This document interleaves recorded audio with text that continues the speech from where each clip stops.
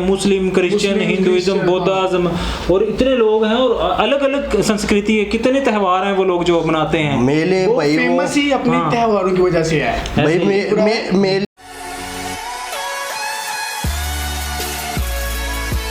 उम्मीद करता तुम सब खैरियत होगे, झटकास होगे भाई। तुसी जी हम एकदम जबरदस्त हैं भाई। आज तार पता यार, आज वीडियो हम लेकर आए हैं जी त्रिपुरा स्टेट, जो कि इंडिया 7 सिस्टर स्टेट में है और ये बहुत ही बढ़िया स्टेट है क्योंकि यहाँ की संस्कृति और कला भी कमाल है, अलग अलग से ही हमें कोई चीज़ें देखने को मिलती हैं और यहाँ का वातावरण भी बहुत बढ़िया है और इन्वायरमेंट तो कमाल ही है। तो आज की वीडियो बहुत ही ज़्यादा इंटरेस्टिंग होने वाली है। तो भाई लाइक तो सब्सक्राइब कर दिया करो यार चैनल को लाइक तो सब्सक्राइब चैनल को कर दिया करो भाई, मोटिवेशन मिल जाती है यार। अच्छा आगे वीडियो भी डाल दिया करो यार, कितने टॉपिक ते बनाने कमेंट में जरूर दस्यो। चलो वीडियो स्टार्ट करते हैं। हेलो दोस्तों, कैसे हैं आप सब? उम्मीद करता हूँ कि सब बढ़िया होगा। आज हम बात करेंगे भारत के एक ऐसे राज्य के बारे में जो है प्राकृतिक रूप से बहुत ही ज्यादा समृद्ध। भारत की सबसे खूबसूरत 7 सिस्टर्स में से एक इस राज्य को भारत का सबसे शांत राज्य माना जाता है। यहाँ आपको जनजाति और आधुनिक जीवन शैली का खूबसूरत सम्मिलित रूप देखने को मिलेगा। एक ऐसा राज्य जो कि भारत के सबसे शिक्षित राज्यों में से एक है और यहाँ वाइल्ड लाइफ इसको बहुत ही ज्यादा खूबसूरत बनाती है। पश्चिम बंगाल के अलावा इसी राज्य के लोग भारत में सबसे ज्यादा मछली खाते हैं। एक ऐसा राज्य जहाँ सारे धर्म के लोग भाईचारे के साथ रहते हैं। यहाँ की पहाड़ियों को देखकर आपका तन मन खुश हो जाएगा। इस राज्य को कहा जाता है नदियों का घर। दोस्तों आज हम बात कर रहे हैं अपने देश के बेहद खूबसूरत राज्य त्रिपुरा के बारे में। तो चलिए बिना देर किए शुरू करते हैं आज के वीडियो। ये कमाल का खूबसूरत राज्य भारत के पूर्वोत्तर में स्थित है। क्षेत्रफल के हिसाब से त्रिपुरा भारत का तीसरा सबसे छोटा राज्य है और अगर जनसंख्या की बात करें तो इसकी जनसंख्या 36,71,000 है, जो कि भारतीय राज्यों में 22वें नंबर पे आता है। आपको बता दें त्रिपुरा एक लैंडलॉक्ड स्टेट है जिसके 6 निकटवर्ती राज्य अरुणाचल प्रदेश,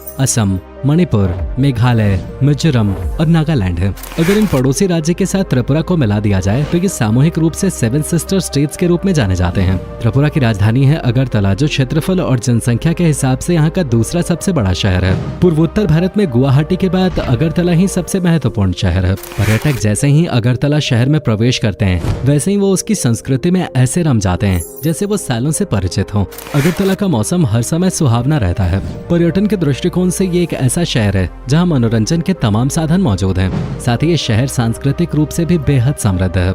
इस बेहद खूबसूरत शहर का अपना इतिहास है और इस शहर में अक्सर इतिहास प्रेमी आया करते हैं। अगरतला शहर लोक कथाओं का शहर है। ऐसी लोक कथाएं जो यहाँ पर सालों से वाचिक परंपरा के द्वारा सुनाई जाती रही हैं। त्रिपुरा की भौगोलिक स्थिति की अगर बात करें तो इसका आधे से ज्यादा हिस्सा जंगलों से घिरा हुआ है। यही कारण है कि यहाँ प्रकृति प्रेमी पर्यटकों का जमावड़ा लगा रहता है। त्रिपुरा घूमने के लिहाज से काफी अच्छी जगह है। यहाँ पर कई शाही महल और मंदिर हैं जो दुनिया भर से पर्यटकों को आकर्षित करते हैं और राजधानी शहर अगरतला में भी काफी दर्शनीय स्थल हैं। अगर आप त्रिपुरा जा रहे हैं तो ऊनाकोटी जरूर जाइएगा। ऊनाकोटी एक पहाड़ी है जिससे ऊनाकोटी जिले का नाम पड़ा है। ऊनाकोटी अपने विशाल पत्थर और चट्टानों को काटकर बनाई गई मूर्तियों के लिए प्रसिद्ध है। ये नक्काशियां देख के ही अनुमान लगाया जा सकता है कि ये बहुत ही कुशल कारीगरों द्वारा की गई थी। अगरतला शहर के बीचों बीच उज्जैंत महल बना हुआ है। अब इसे विधानसभा भवन बना दिया गया है। इस महल में 7 मंजिलें हैं और बीच में 3 गुंबदे बने हुए हैं। हिंदू मुस्लिम वास्तुशिल्प के अद्भुत नमूने इस महल के अंदर कई फव्वारे और बाग बने हैं। त्रिपुरा एक कृषि प्रधान राज्य है जिसकी आधी से ज्यादा आबादी कृषि और इसके संबंधित अन्य कामों से जुड़े हुए है। हालांकि त्रिपुरा राज्य पहाड़ियों और जंगलों से घिरे होने के कारण यहाँ की कुल भूमि का सिर्फ 27% ही खेती के लायक है। यहाँ मुख्य रूप से चावल की खेती की जाती है। इसके साथ ही आलू, गन्ना, मेश्ता, दालें और जूट राज्य में खेती की जाने वाली अन्य प्रमुख फसलें हैं। यहाँ के किसान परंपरागत रूप से झूम पद्धति से खेती करते हैं। त्रिपुरा राज्य को नदियों का प्रदेश भी कहा जाता है। आपको ये जानकर हैरानी होगी कि इतने छोटे से राज्य में कुल 10 नदियाँ बहती हैं। यहाँ की नदियाँ बिल्कुल साफ और स्वच्छ हैं और इन नदियों में किसी भी तरह की कोई गंदगी आपको नहीं मिलेगी।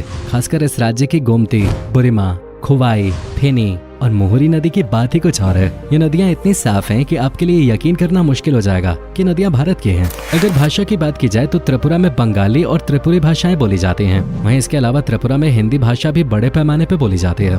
लेकिन त्रिपुरा में ऑफिशियल कामकाज की भाषा अंग्रेजी है। त्रिपुरा विभिन्न जनजातियों का निवास स्थान है, इसलिए यहाँ के जनजातीय लोग सबरोम और चक्र नाम की बंगाली भाषा का इस्तेमाल करते हैं। वहीं यहाँ के कुछ लोग रंगखाल और हलम जैसी भाषाओं का भी प्रयोग करते हैं। दोस्तों त्रिपुरा की लड़कियों के बारे में कहा कहा जाता है कि ये बहुत ही खूबसूरत होती हैं और साथ ही दिल की बहुत साफ होती हैं और इन लोगों की सुंदरता बहुत ही नेचुरल होती है। ये अपनी संस्कृति के साथ साथ आज के जमाने से कदम मिलाकर सफलता के नए आयामों को छू रही हैं। यहाँ की लड़कियाँ खेल कूद में भी बहुत आगे होती हैं। दीपा कर्माकर जैसी एथलीट त्रिपुरा से ही हैं। त्रिपुरा का पारंपरिक नृत्य यहाँ की संस्कृति का परिचायक है। यहाँ पर लोग अपनी अपनी परंपरा के मुताबिक नृत्य करते हैं। यहाँ पर शादी विवाह या धार्मिक समारोहों और त्योहारों के मौके पर गरिया नृत्य किया जाता है। त्रिपुरा में रहने वाले रिंग लोग होजगिरी नृत्य करते हैं। इसके अलावा यहाँ पर कई तरह के नृत्य किए जाते हैं, जिनमें त्रिपुरी लोगों द्वारा लेबंग नृत्य किया जाता है। वहीं चकमा लोग बीजू नृत्य तथा गारो लोग वांगला नृत्य करते हैं। त्रिपुरा सच्चे मायनों में पहाड़ियों का राज्य है। इन पहाड़ियों की खूबसूरती को देखकर यकीन मानिए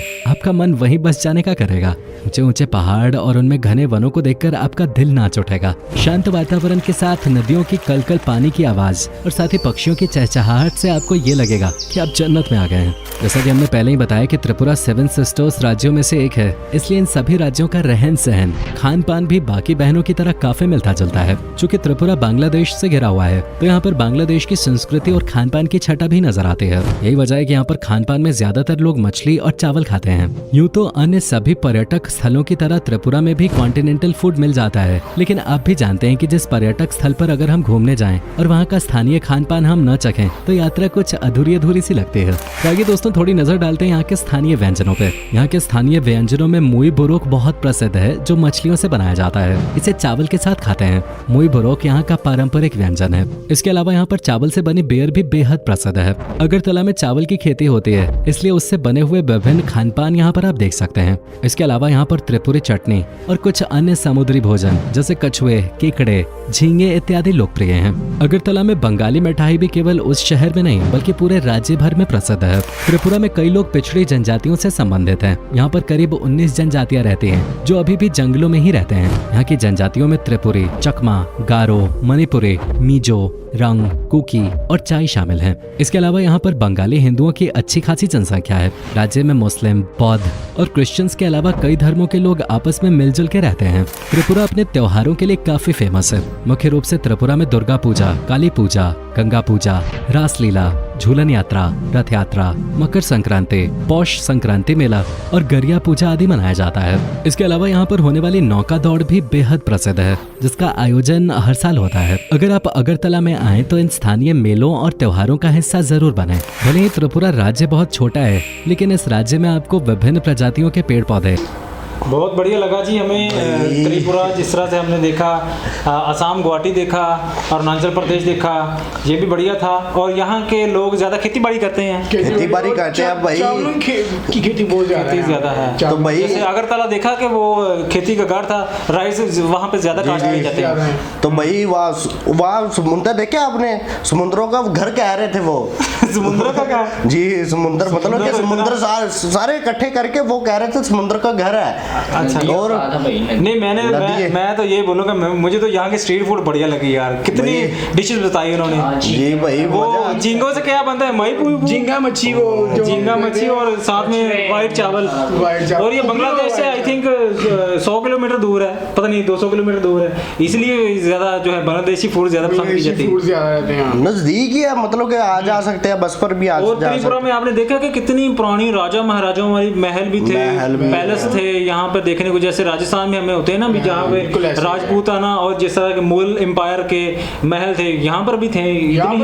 इसकी काफी बहुत ज्यादा है, महल की तादाद बहुत ज्यादा है। अच्छा, त्रिपुरा में सबसे अच्छा कौन सी जो है ना प्लेस आपको लगी और क्या चीज बढ़िया? वो जो व्हाइट महल था ना, उसकी ड्रोन व्यू जिसका दिखाया जी जी, उसका व्हाइट महल था। उन्होंने जो वहाँ पे ऊपर जैसे मुस्लिम की तरह वो, हाँ ये भी है। और कितने समुदाय के लोग वहाँ रहते हैं, मुस्लिम, क्रिश्चियन, हिंदुइज्म, बौद्धिज्म, और इतने लोग हैं और अलग अलग संस्कृति है। कितने त्योहार हैं वो लोग जो मनाते हैं। मेले भाई फेमस ही अपने त्योहारों की वजह से है भाई। मेले भी वो मनाते हैं, सब कुछ मतलब मनाते हैं। आप अकेले मेले मनाते हो? नहीं, मेले सब कुछ, शादी ब्याह, मेलों की बात नहीं हो रही, वो त्योहार की बात हो रही है, संस्कृति की, कला की बात हो रही है।